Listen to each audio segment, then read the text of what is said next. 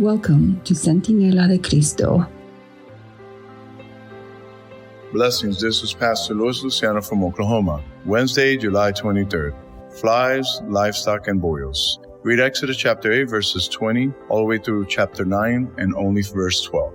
What does this account teach about however great may be the manifestation of God's power and glory, humanity still has freedom to reject Him? The Egyptian god, Orchid, was the fly god of swamps and marshes. The god Capri of the rising sun, creation and rebirth, was depicted with the head of a scarab beetle.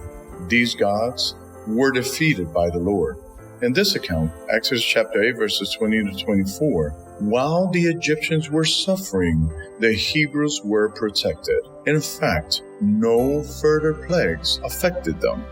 Again, all this was an attempt by God to let Pharaoh know that I am the Lord in the midst of the land. Exodus chapter 8, verse 22.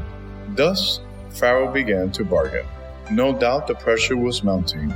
He was willing for Israel to worship their God and to sacrifice him, but only in the land of Egypt. Exodus chapter 8, verse 25. His conditions could not be met because some of the animals were considered sacred in Egypt, and sacrificing them would have caused violence against the Hebrews. Also, this was not God's plan for Israel.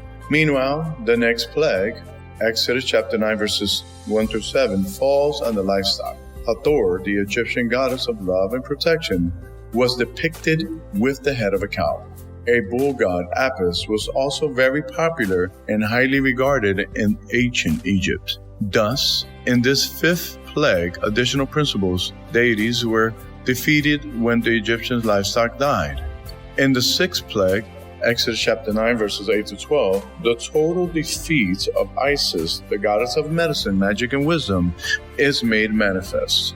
We also see the defeat of deities like Sekhmet, goddess of war and epidemics, and Imhotep, god of medicine and healing. They are unable to protect their own worshippers. Ironically, now even the magicians and sorcerers are so afflicted that they cannot appear in court, which shows that they are helpless against the Creator of heaven and earth. For the first time in the story about the 10 plagues, a text says that the Lord hardened Pharaoh's heart. Exodus chapter 9, verse 12. However confusing this phrase might be, when understood in the fullness context, it reveals again that the Lord will let us reap the consequences of our own continual rejection of Him.